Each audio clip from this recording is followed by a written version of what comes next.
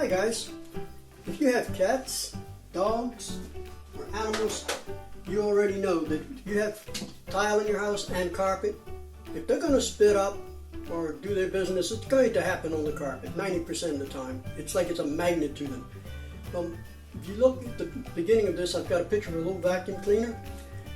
That's your best friend. Now you can get one similar to that, but that one there is wet or dry.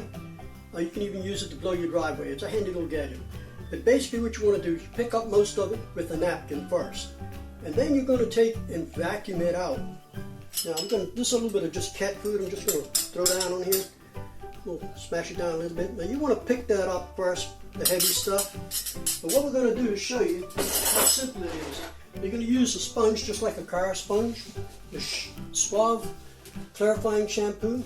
Mix up a bit of a foam, kind of like this. And I'm going to use kind of wet. Now the vacuum can make noise, so I'm not going to talk through this one section.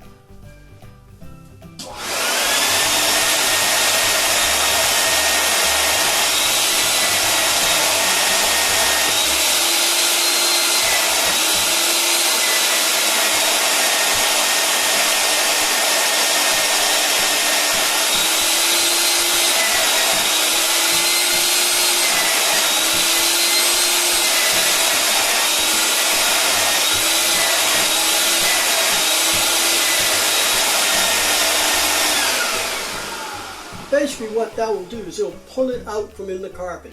If you just try and spray it with canned foam and rub it with paper towels or whatever, it's going to just drive it down deep into the carpet, and it's going to keep showing back up as a spot.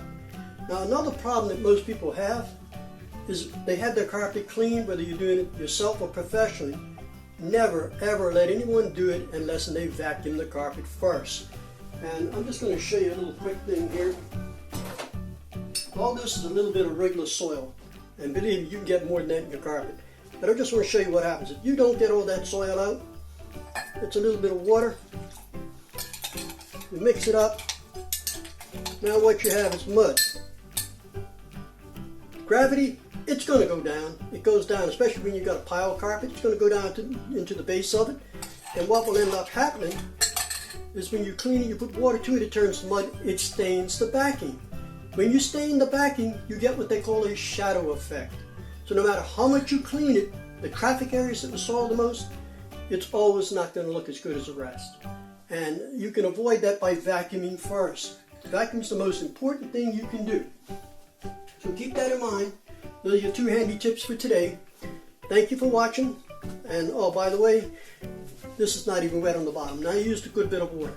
You can do it as long as you go quick with the vacuum. You can get away with it. You don't want to flood it. You don't need to. But just enough to get it out. Okay? Have a terrific day, folks.